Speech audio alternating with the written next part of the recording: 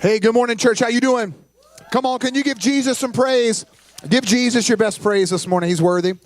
Well, hey, my name is Matt Blair. On behalf of my wife, Erin, and I, as the lead pastors here, we want to say welcome to Limitless Church. Welcome home. We hope that's more than just a catchphrase, that when you walk through the doors, you found a place you could belong, a place that you felt loved and welcomed. And we're so glad you're here. We don't take it lightly that people take time out of their schedules in the weekend to come join us on a Sunday. So we're grateful that you're here. Before I jump in to the sermon today, I got to get through my stuff quickly. The interview is a little bit longer than I did this week with my buddy. So I want to tell you about a couple of things. Let's just hit Easter one more time. Look, it's 2 weeks away. Come on, somebody, get excited about Easter. You heard Brianna say that. Look, people will come to church on Easter if you invite them. They're looking for a place to go. So just give them an invite. Say, come with me. Don't just say, hey, you should come to our church. Say, hey, I'll meet you in the parking lot. I'll come by and pick you up. Like, we'll sit together. We can go grab lunch afterwards. Like, make it an effort. You don't have to invite 500 people. Just find one. Who's the one person you can bring with you? We've got some invite cards to make that easy. You can grab those on the way out. Grab a yard sign. It's just another way to help spread the word. And it's a 45-minute experience. That's all you got. It's a 45-minute experience. Do you tell them, say, like, hey, I know you may not be never done church much, and not used to it. It's just 45 minutes. I think people go, all right, I can do 45 minutes. We're promised that's a 45-minute guarantee. If you bring him here on Easter, we're going to give him a lot of Jesus in 45 minutes, and there's some great stuff going on afterwards. The next piece of the puzzle is this. Our Haiti missions team. They're leaving in July, the 9th through the 15th. There's still a chance to join this team. They're meeting immediately following this service for the first time today. You can grab your barbecue, go into the teacher's lounge. So we reserved 10 tickets is what we did for the flights to go out. It's an $1,100 trip. You say, wow, that sounds like a lot of money. In the missions world, that's not a lot of money. So there's still time for you to join this team. You can hang around after service today, go in. We've got 4 or 5 on the team as it is of now. We'd love to have more of you go. So if you want to go to Haiti, grab your barbecue plate, go into the teacher's lounge. Jamie and Tammy Kemp from No More, our missions partner, will be here to help lead that. I was originally going on this trip. As many of you know, our family has been matched for adoption. And so the baby that we've been matched with is due somewhere around that time, within 8 to 10 days after that. So I can't take a chance of her going into labor early and me being in a third world country and can't get out. So I'm no longer going to be able to go on the trip. But listen to me, don't let the money hold you back. No More has some great resources to help you fundraise. As a church, we'll come alongside of you and help with that too. I want you to go down and help pour into the lives of children in these orphanages and the people in Haiti. But guess what? Your life's going to be transformed as well. So, hey, if you want to go to Haiti, go into the meeting after service. You're going to be blessed. Is that good with everybody? Awesome. There we go. Now I'm going to dive in. We're in the last week of a collection of talks that we've been calling Conquering Everest. We've been looking at these 7 mountains of influence, these 7 mountains of influence that we get put in. And we've looked at how God places people strategically in these areas of influence to shine the light of Jesus, to proclaim the gospel. And now, again, this was a strategy and a vision given to Bill Bright, the founder of Campus Crusade for Christ, Lauren Cunningham, the founder of Youth with a Mission, YWAM, and a guy named Francis Schaeffer, a theologian. They were given the same vision and strategy over 43 years ago at the same time. They were meeting in Colorado for a luncheon. Bill Bright and Lauren Cunningham were. They both had this vision and strategy of how we reach people with the gospel. If we can get on these 7 mountains of influence and let men and women of God live out their faith in bold ways on these mountains, it will influence the world around us. This wasn't a mandate and it had to happen for Jesus to come back. It was a strategy to spread the gospel. And so we've gone through 6 of the 7 mountains. We looked at the mountain of religion week 1. We really told you it's a mountain of faith. Jesus did not come to establish a religion. He came to restore a right relationship with the Father. So it's about faith. This is about a mountain of faith that we're going to climb that mountain and let the light of Jesus shine brightly before the world so that they'll glorify him. Week 2, we looked at the mountain of family. We said there's not a mountain that Satan is attacking more than the mountain of family, because he knows if he can get the family and destroy it, every other mountain crumbles. And so we talked about how we're going to be a people that help people build their families on the rock of Jesus. We're going to help them and do that. Look, there's an odd assault on the family. We want to counteract that with the love of Jesus. Week 3, we talked about the mountain of government. Come on, somebody. That's an exciting conversation I always have all the time. But we talked about not in terms of who to vote for, policies and procedures. We talked about if we want to see things change in our country, it begins with me. 2 Chronicles 7:14 says, if my people who are called by my name will humble themselves, pray, seek my face, turn from their wicked ways, then I'll hear from heaven and heal their land. It starts with me. God, what needs to change in me? God, how can you do something in me first? And then it filters out. And God, I want to seek your face. I want to seek you for wisdom. And I want to pray and seek your thoughts on these things. We looked at the mountain of education. So grateful for Dr. Paul Gansimer's wife, Janine, who spent time with us. And I love the big takeaway from that week was this, that you cannot take God out of schools as long as the men and women of God are walking into schools. That you can't take him out. So he's there, and we talked about how you're going to go live it out and shine Jesus brightly in the education field. And we're so grateful for all the teachers and those in education that are a part of our church. The next week, we looked at the mountain of business. So grateful for my friend Bill Martin. Shared so eloquently on the stage, just a great source of knowledge and information, not only just on that side, but in the Word of God. And the big takeaway that week was, I will not compromise personal convictions and biblical standards to get ahead, to get personal gain. She's not going to do it. And we need to have high moral integrity and character in that mountain. And so grateful for that. And then last week, I'm so grateful for the response. We did the mountain of media. Another one of those can be a hot button topics right now. We talked about counteracting this idea of fake news and all of that. And we interviewed Nina Paholke, who was a part of our church before she moved to Wisconsin and now is the morning news anchor in Wisconsin. It's actually the most watched YouTube sermon we've put up since we've been putting our sermons online. And just people have really enjoyed that interview. I really just appreciated Nina's heart. I mean, you thought we were going to talk about media. Man, she just took us to church about how God's been using her in that arena, and love that. And today, we're going to look at the final mountain, and I think this is the one people are the most disconnected from. And the last mountain is the mountain of arts and entertainment. And so we hear about this mountain, and we go, that has nothing to do with me. That's a select group of people that are actors and musicians, and they're in the arts and entertainment field, and that has nothing to do with me. And I would tell you that's where you're completely wrong, because there's not a mountain in the world today that is influencing culture, beliefs, and thought processes more than the mountains of arts and entertainment. Young people are turning to this to look at Instagram accounts, lyrics of songs. What are people that are popular that we now have a title for them? We call them influencers. How scary is that? It's a job title that people use now. I'm an Instagram influencer. Which means what I do is changing and shaping the way that young people think. I'm influencing them to dress like me, think like me, act like that's what they're doing to help shift culture.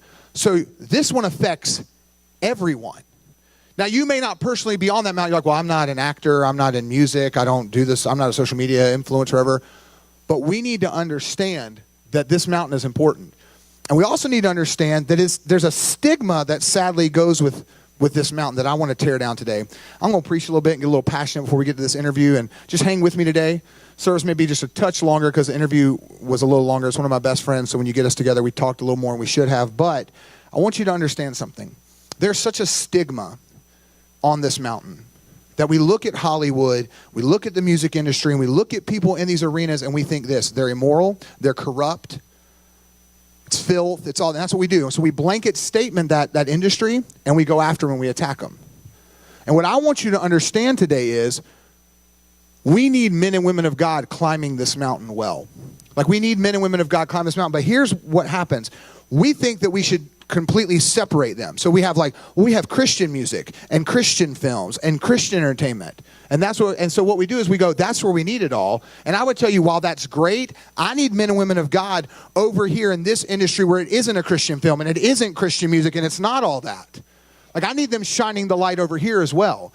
The rapper Lecrae, people think is so amazing, and they go, he's the best Christian rapper. But do you understand that Lecrae has incredible influence in the rap culture that has nothing to do with Christian music? He's admired by guys like Jay-Z and Diddy and all these rappers that go, that guy has incredible skill at the craft of what he does. So what Lecrae understands is, because of God's gifting in my life, it gets me in an arena where people respect what I do, but then they have to listen to the message that I share. That's the difference in the flipping it. Need to Breathe. Everybody here thinks, I love them. They're on the Joy FM. They are. 10% of their songs are on the Joy FM. The other 90%, that's probably some of their greatest music, they won't play on a Christian radio station. Not because it's not Christian, it's just rock music. But here's what Bo and Bear Reinhardt and the guys that Need to Breathe understood. We don't play in churches, not because we're anti the church and we're anti-God. The people that need to hear the message will never step foot inside the doors of a church, so we go to them. And they play at the Red Rocks, and they play at Janice Live, and they go to these places and go, we know that the message that we carry is so important that we need the people to hear it, and they're not coming through the doors of a church, but they're getting the message. And you got to understand, that's what we're talking about. We need men and women of God climbing this mountain and shining the light for Jesus. But that stigma, men and women of God, what are we doing? Man, we are tearing down people on this mountain nonstop. And I want you to know something. The problem is, the reason we tear down people on this mountain is because the only source of information we have about them is what you got from E! Entertainment News, Twitter, Facebook, and Instagram. And so here's my favorite thing. There are men and women in the entertainment industry who are claiming to be followers of Christ. And guess what? You can't judge their salvation. You can't judge if they are a believer or not. If they have made the declaration with their mouth, I will take at face value they said that they're a believer.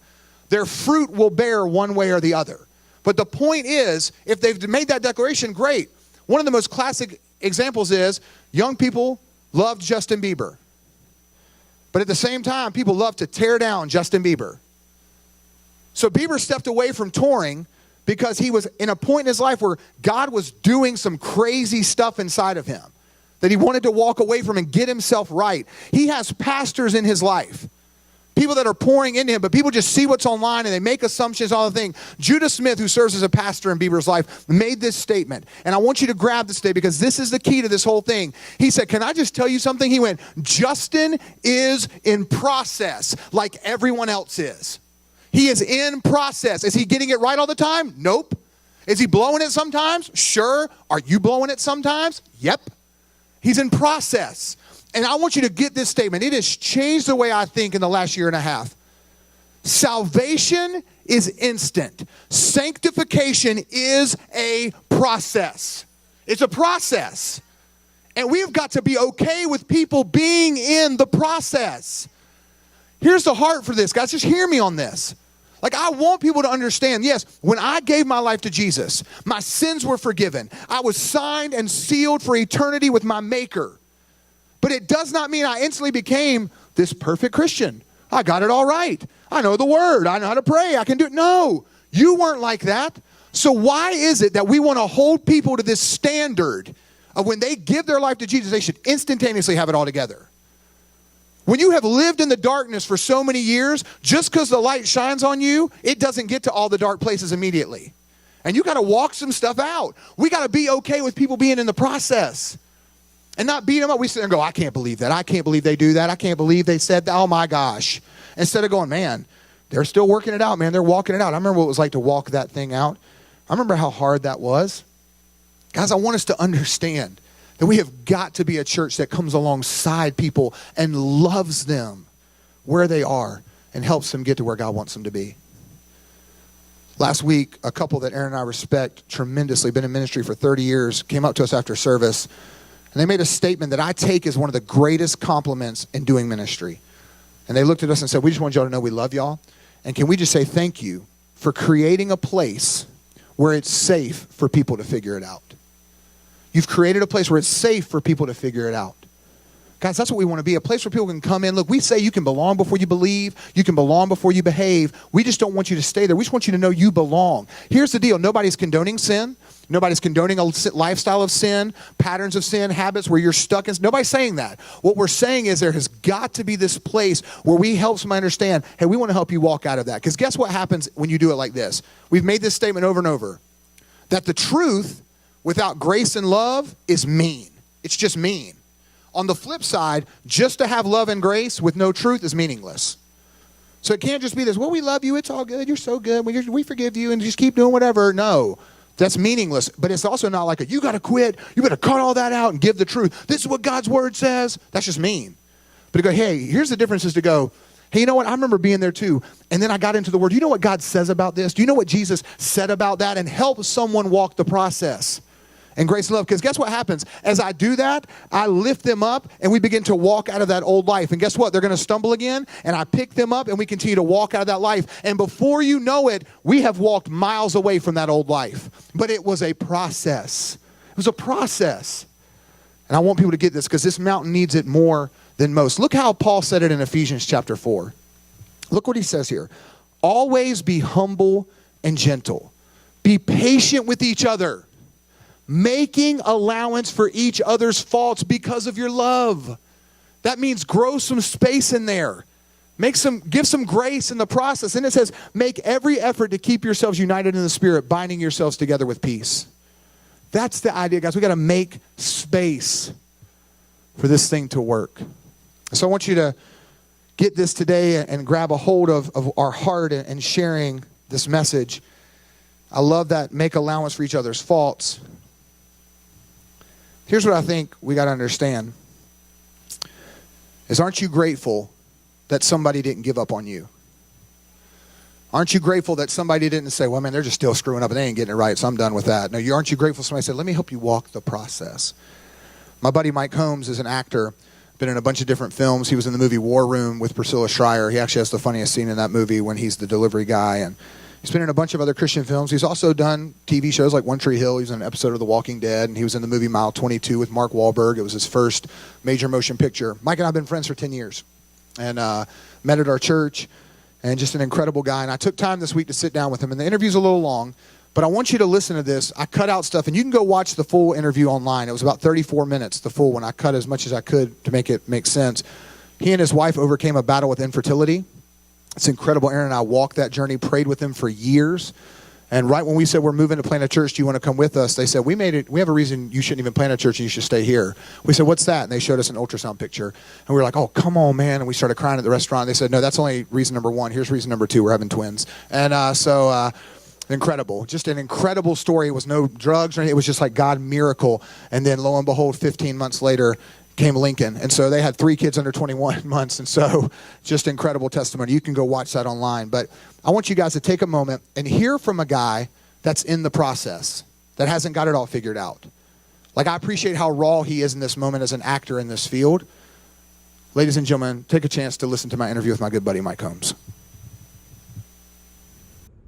This is my good friend, Mike Holmes. Everybody, Mike is up in Wilmington, North Carolina, my hometown.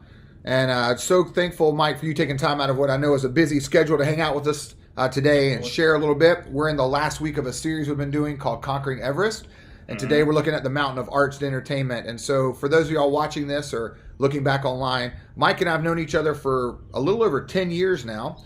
We were at a church in Wilmington together and became friends through our mutual love for making people laugh, improv, doing film. And we made a lot of videos that are just dumb, just not even for children's ministries. Let's hope they don't see the light of day, except for maybe at our little reunion. Exactly. And so my daughters still watch them, but they were for our children's ministries or for our church. We got to become different characters. And so Mike is an accomplished actor, not only just on screen, but on stage. And we are such big fans of Mike and his wife, Lindsay, and their 3 kids, and just love them to death, Charlotte and Francie and Lincoln. And I'm sure he'll share a little bit more about that. But Mike, would you take a few minutes and just let everybody know who you are and a little bit about yourself and why we chose you today for this Mountain of Arts and Entertainment?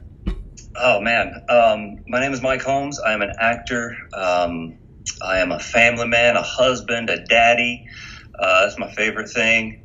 I live, like Matt said, I live here in Wilmington, North Carolina, and I'm trying to do that acting thing from here, even though the business a lot of times is moving elsewhere.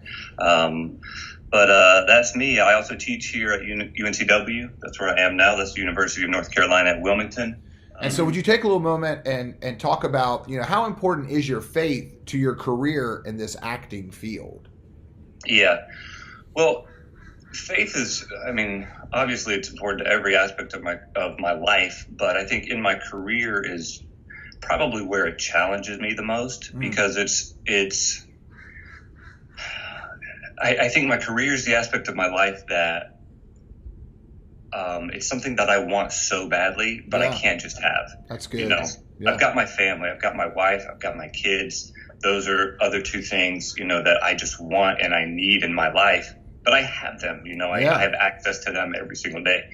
But in my career, it's one of those things where it's been a dream of mine since I was so young.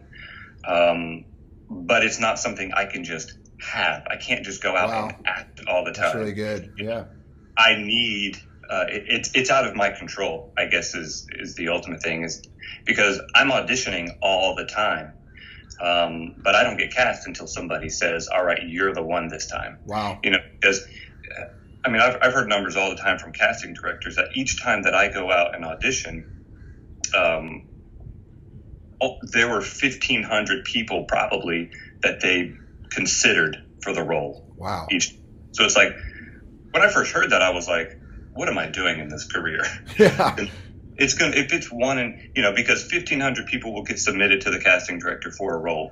Then they come back and they say, well, we want to see these couple hundred or something like that, and then it gets back to them. And then somebody else will narrow it down to 30 or 40 for them that then they look at, and then they narrow it down to maybe 5 to 8 or something that then they send to some, so it's like, there is no reason I should be booking anything ever. Wow. Yeah.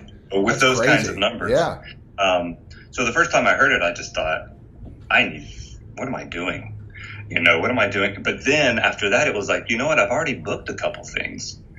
So maybe that tells me I am in the right thing. Yeah. Because if there's 1,500 people and it's been narrowed down to just me a couple times already, I'm doing something right. That's awesome. Yeah.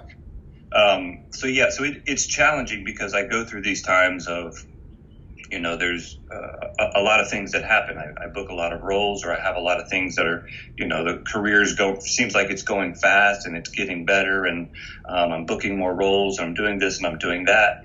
And then something happens where I go through a rut of just nothing. Wow. For so long. And it's like, I remember as a college student when I wanted to be an actor, I was training. I remember saying to myself then, my dream for this is if I could just book a role and get on the big screen one time, and I can just see myself saying a line one time, I can die happy. My dream has been met, because back then that was a lofty goal. Yeah. And so then I think I was 27 or 28 when I reached that goal, and so I went to the movie theater, a movie called The Ultimate Life. And I got to go to the theater and see myself acting. And I thought, but I don't feel like I can, die happy now. Like this is like that. I got a taste of it, and I wanted more, and I loved it. And I thought, well, I reached my dream, but maybe that was just me setting a low goal because I wanted to make sure that I could reach it. Wow. Because maybe I didn't believe, that I could amount to something more than that. That's a great word. Yeah. Yeah. So it's been interesting because I think that's something I've always struggled with is, am I good enough in this world? Because growing up, it was not something that I felt like I could do until my senior year of high school. Finally, my senior year of high school is when I decided I want to be an actor. But I think, or that I was going to be an actor. But before that, for the 10 years before that, I think I always wanted to, but just thought, no, that's not for me. That's for the elite. That's for people that are in Hollywood. That's for people that their parents are in that world. And it would just be something too crazy for me, and that something that I didn't want to do was maybe more of what I was supposed to do. Yeah. But I've over the years, I've started to realize that's not the case. And I think honestly, I'm glad that I've gone through that, because now that I'm a teacher here at UNCW, it's something that I can pass on to other students and let them know, if this is something that you want, if this is something that's on your heart, you owe it to yourself to go for it. Yeah, that's awesome. What I love there is, the scripture says that faith is the substance of things hoped for and the evidence of things not seen. And so in your arena, probably more than anywhere, there's this faith in it, but you can't see it. Like you just said, I can't obtain it. I can't see it. And so I think that's a great way of looking at that. Sadly, in that industry, there's a stigma, of course, that goes along with it, that in Hollywood, that it's immoral, it's corrupt, which I'm sure there are aspects. Look, there are aspects of that in every arena of life. It's in the business world and the education world, like we've talked about. It's in, it's in the media. It's everywhere. But there's probably a stigma there more than anywhere that Hollywood and entertainment is immoral, like in music and all these things, it's corrupt.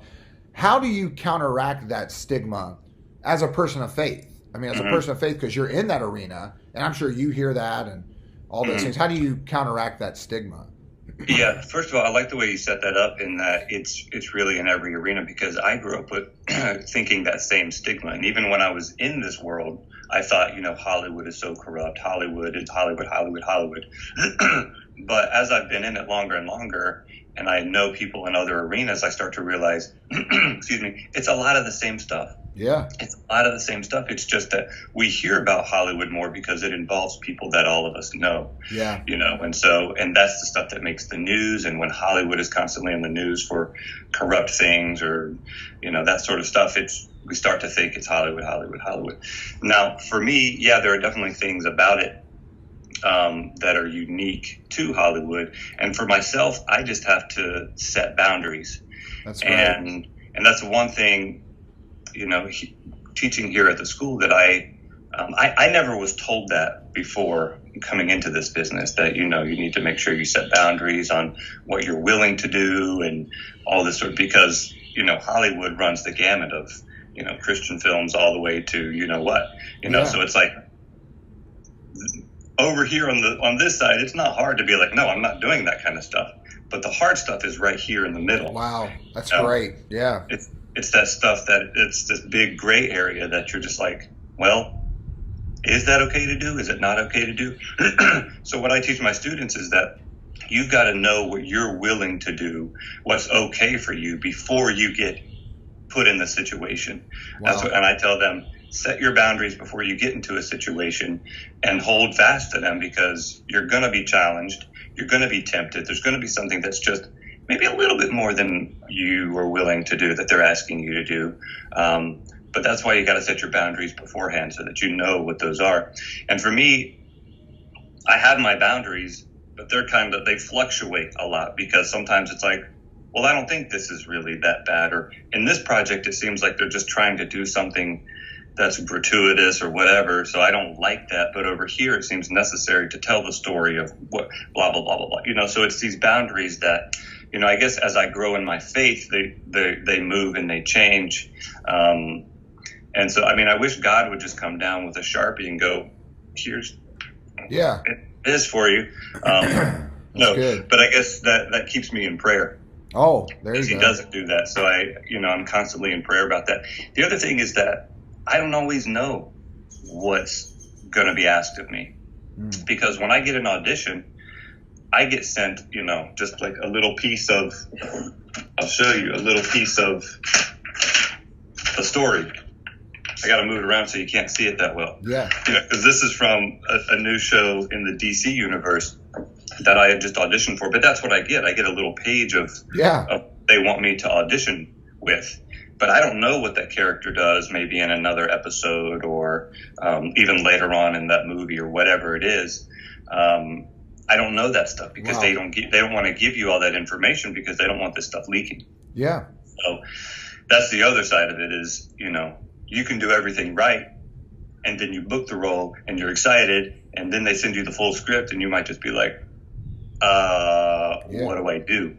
Because it sounds easy just to be like, oh no, then I'm not doing this, take it back. But then again, you can find yourself blacklisted, from being able to do more in the future. Luckily, I've been in prayer a lot about this because I guess it's my main fear in this industry is that, you hear about a lot of actors that come out as Christians, big name actors that people know, and they come out as Christians and they start being, blacklisted, or people don't really want them in their movies because of what they stand for, which is different from what Hollywood stands for. And so for me, I'm not at that level. For me, it's I'm just trying to get cast in something so I can work and do my thing. But if I get a script that then says I have to do something that I'm not willing to do, then it's like, oh my gosh, now this casting director is going to have to recast this. A casting director that I've built a relationship for forever, now they're going to have a problem with me. And, so it's this battle that luckily I haven't had to have yet. And I'm going to give a lot of that credit to God, because I'm saying, I want you to deal with this before it gets to me. That's great. I love that. Yeah. I think that's so good. And I think that that's something that more people need to hear. No matter what arena you're going into, sphere of influence God has you in, that you've prayed yourself up to go, okay, God, I trust that you've appointed me here or placed me here. Mm-hmm. And so, God, you're going to go before me. You're behind me. Yeah, that's the great thing. Exactly. So I love that. I love that thought process that we all should approach whatever those areas are. When I wake up in the morning, I've got to go into this business I'm working at. That, God, you've gone before me, that you've laid out the ground, that I don't have to walk into anything that goes against what I believe. We've been talking about that in the series, that I will not compromise personal convictions and like moral just for personal gain. Like I'm not going to compromise. And I love that you're saying, like, I'm not going to just to get ahead. And you're right. I remember when Chris Pratt recently came out about being a person of faith.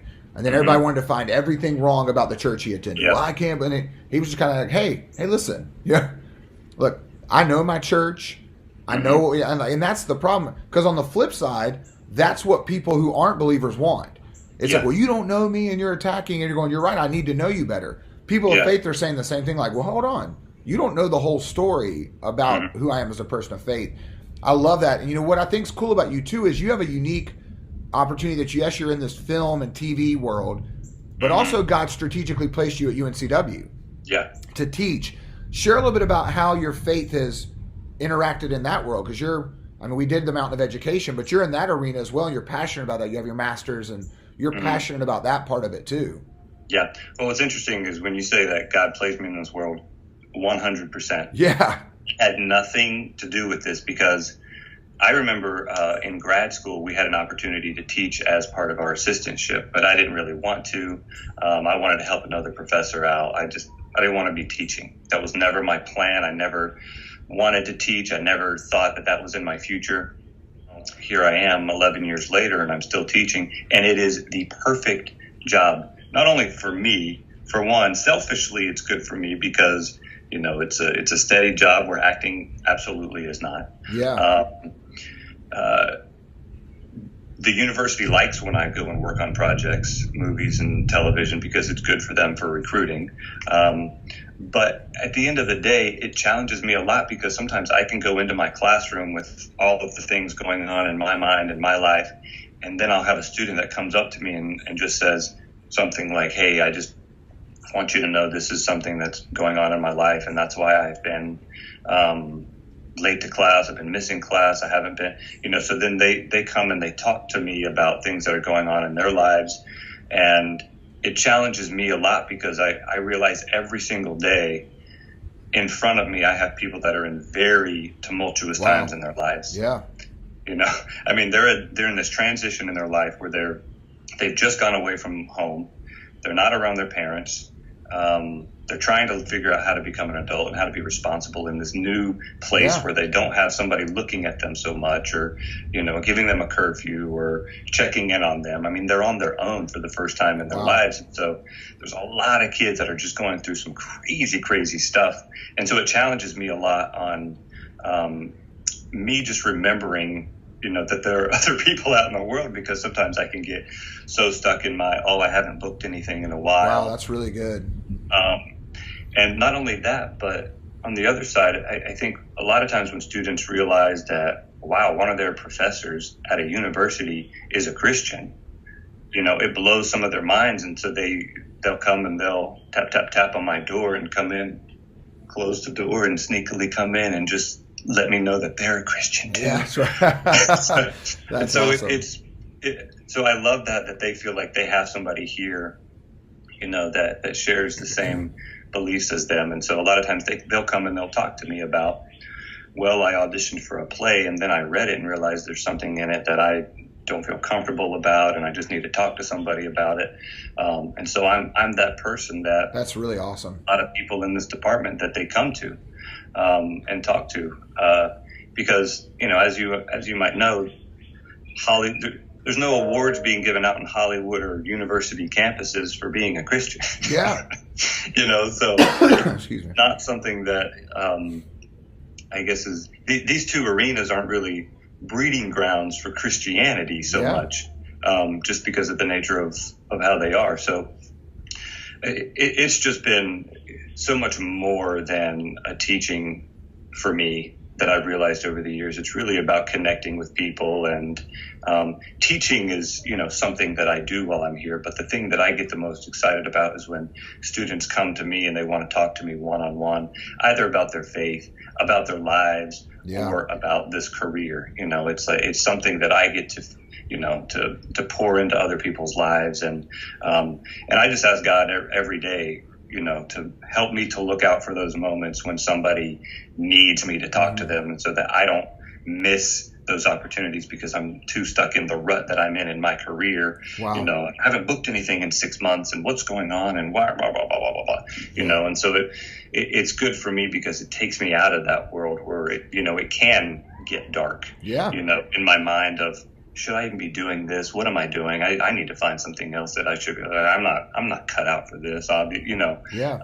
These things that are totally untrue and are, are just from the devil. trying to speak these thoughts into me, because this is what I'm here for, and I know that. This is what was put on my heart early on. It was something that was that I've had, since I was 7 or 8 years old, that I wanted to do. And then finally, as a senior in high school, I decided I'm going to do this. Wow. And ever since then, I've been doing it. But still, I have those moments where I'm just like, am I supposed to be doing this? So, I think that's so great. As we wrap up our time together, you have a unique thing that you've been in the faith-based film industry, and you've been outside of it. People may not know, but you were in the movie War Room. Not just because you're one of my best friends. That's the funniest scene in that film when you're the delivery guy with Priscilla Schreier. And I laughed so loud in the theater in that part. But so you've been in that. You're in the new Kendrick Brothers movie that's coming out, which is the people that made War Room and Fireproof and all those films. But comes out in August. It's called Overcomer. Yeah, it comes out in August, right? Yep. Yeah, Overcomer, which looks really great. Looks like a great film. But on the flip side, God's giving you some really cool opportunities in television. You were on One Tree Hill. You did an episode of The Walking Dead, and you've done some like History Channel documentaries about Lincoln, and you've done some really cool stuff. You were in Mile 22 with Mark Wahlberg, which was like your first really like major big time motion picture, like a big major film. Got to go do a red carpet event. So you've had this unique thing of doing a both and. So you've done the faith-based stuff, but you've also been in this what people call secular. I don't like that word. It's just the world. You've been in that arena. Yeah. How have you seen? We all know that. Not to be mean, but when you're in a faith-based film, we're talking about Jesus and it's about Jesus, and we're in that arena. On this side, it's not. So how have you seen, as we wrap up, maybe share a little bit about how you've seen your faith collide in that quote-unquote stereotypical Hollywood arena? Yeah. I think what's interesting is that, being on both sides, there's this interesting thing that happens where, because you're on the set, I think everybody assumes that you believe what everybody else on the set believes. Even when I've been on sets of Christian films, I've known actors that have let me know that they're not Christians that are in the film. Wow. Yeah. Even that they're atheists, and so it's almost like they'll be like, I'm not really a Christian. I don't have a problem with them, but I'm just not a Christian myself. Yeah. But a lot of times there might be an assumption that they are because they're in the film. But what's neat about the Kendrick Brothers film, and I'll share this so that then I can show you the other side. In the Kendrick Brothers films, when I've been there, they've had prayer warriors on set. Wow. Which, they have been, some of the sweetest people in the world that have come up and just say, just want you to know I'm just a prayer warrior here. And if there's anything you need to pray about, whether it's your scene that's coming up or something that's going on at home, we're just here. We're not going to get in your way or anything, but just to let you know this is me and this is who I am and I'm here. And I'm that's like, cool. Yeah, come on over here. Let's do some prayer. Yeah, that's awesome. But then on the flip side, of course, there's no one, on the set like that. But in the same kind of, on the same token, they've got, everyone believes that you're Hollywood, that you believe what Hollywood believes. And, so a lot of times I'll have other actors or other people on set that will just say to me things like, we won't go into but just certain subjects where they're just like, oh, and I can't believe blah, blah, blah, blah, blah, blah. And I'm like, how do I address this? Because they'll talk about things that I don't believe, but they assume that I believe them. It's some of those subjects that are, very tightly held by Hollywood. Some of the subjects that are, I don't know, the hardest subjects to talk about. Like, I don't even want to get into it now. But it's real life stuff that people are dealing with. It's real life stuff that that I categorically disagree with. And is, these beliefs that are deeply held by me, but it's like, God, you're going to have to guide me through this one, because this is in a normal situation, if we were just hanging out and having a conversation, it's a lot easier just to be like, I respect your opinion, but this is kind of where I am and what I believe, and allow me to share the things that I believe. But sometimes it's just at the wrong time. Where it's like, I don't want to do this right before a scene, so I save it. But there are those times where I do get the opportunity to share what I believe, and there's many times where people that don't have the same beliefs as I do, they're very respectful, and we can have a good, meaningful conversation. And there's sometimes where it's, the conversation is instantly cut off and we just move on to something else. Yeah. But God putting me in those situations allows me to share a different point of view that maybe some people that are always on a Hollywood set don't actually get to hear the other side of it. Wow. Because they're typically surrounded by, like-minded people. And so I think that's how it's mostly different, Yeah. So that's awesome. Well, Mike, I want to thank you so much for your time. I think the best encouragement was kind of how you ended there. And really what we're looking at in this series is that God puts us in these arenas, and I'm called to live out my faith, shine Jesus, share him, no matter the sphere of influence I'm in. And so I love that. I love that. The point is how great that, more than anything, that there are people on the set of a faith-based film that don't believe because you're surrounded by it. Exactly. We say at our church, look, you can belong before you believe, and you can belong before you behave. Somebody told Aaron and I the other day, I thought was one of the greatest compliments. A person in our church said, what I love about you guys and what you've created here is you've created a safe place for people to figure it out. And I love that. Like, it's a place where, hey, you can figure this thing out. You're not going to, and in that arena to know that you're walking on the set of a film, even in a faith-based film, it's like, hey, there's a safe place for you to figure this out. Yeah. And also on the other side, you become a safe place at UNCW and on that set for somebody to come and figure it out. And I love that. You become that safe place. And so I think that's a good encouragement for people. Be a safe place to help someone figure this thing out. Don't just automatically go, if you don't believe it, then get out of here. And look, man, we got to help people get there. And so I love that. And so please know that we're praying for you on that. That's a big deal. I appreciate that. I just want to end with the Kendricks brothers. Hearing you say that now reminded me so much of how good they were about that. That even though I go on set and I might believe, oh, these are all Christians, and that's part of, maybe the qualifications to be here is that's maybe what I thought the first time I went on set. But then I start to realize that's not actually the case. That there's people from all walks of life and all beliefs that are there. And whenever they do things like that with the prayer warriors, or even when they do little devotionals before each day, before they start working, they say to everyone there at the beginning, we're about to do a devotional, and, you're welcome to sit and listen.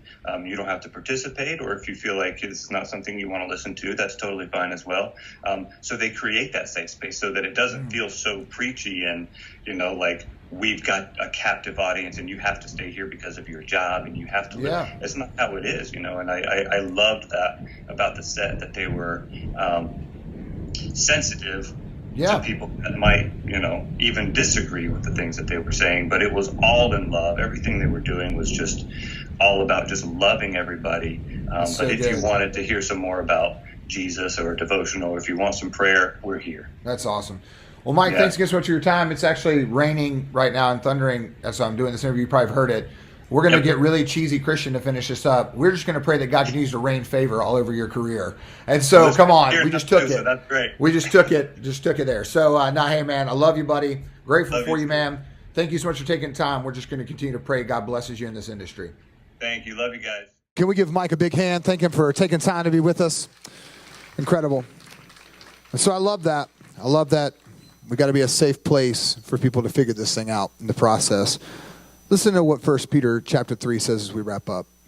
It says, to conclude, you must all have the same attitude and the same feelings. Love one another and be kind and humble with one another. So I think that's the heart we all got to get today. That we're going to be kind and humble with one another. We're going to make some room for people to understand. And that's really what the heart of this was, guys. It was a way to hopefully activate you into the spheres of influence God has you in these mountains of influence, and to go there and shine the light of Jesus, but to also be a safe place for people to figure it out. Look, that people listen, you got to understand, people are going to come with different thoughts, different views, different opinions. And it's not this, well, you're wrong and I'm right. It's to go, hey, I just want to help you understand what God's word says, and to help them in the process, let's walk this thing out. And so I hope we get there. I challenge you to go out this week, shine the light of Jesus, let it radiate for everybody to see. Because remember, just to give people truth without love and grace is mean. But just to give them lots of love and grace without ever telling them the truth is meaningless. And so we're a both and. We're going to go out there and speak the truth to people in love and in grace to help them become who God's created them to be. Every eye closed, every head bowed as we wrap up today. We never want to let an opportunity go by without you having a chance to give your life to Jesus. Like you heard Mike say, there are plenty of people on the sets of films that walk in, even faith-based films, that don't believe there's a safe place to learn. And maybe you're here today and you're going, man, I've never taken a chance to give my life to Jesus. But this is the safe place where I'm ready to do just that. If you're here this morning and you're ready to give your life to Christ, just simply raise your hand on the count of 3. 1, he's been waiting for you all along. 2, it's a great day to come to Jesus. 3, if that's you, simply raise your hand long enough for me to see it. You can put it down. Thank you for that. Anybody else say, that's me? And for the rest of us, I pray we walk out of here commissioned to go out and be agents of hope, radiating the love of Jesus to offer grace and truth to people around us. We're all going to say a prayer together today. If you raise your hand or wanted to, this is just your moment with God. We're just all going to say it together so you don't feel signaled out. Say, Jesus, I love you. Thank you for loving me enough to die for my sins. I ask you to come into my life. Forgive my sins. I want a relationship with you. God, it's just that easy. You say in your word, if we confess with our mouth and believe in our hearts that you died for our sins and God raised you from the dead, we shall be saved. And so I thank you for salvation. We thank you for new life. God, I pray that you send us out here into every area of influence that you have us in, that we may radiate the love and the light of Jesus to the world around us.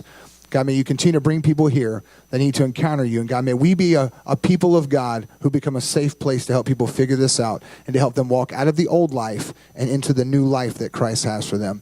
We love you. We thank you. And all of God's people said, come on, all of God's people said, give him some praise this morning for a great day. Amen.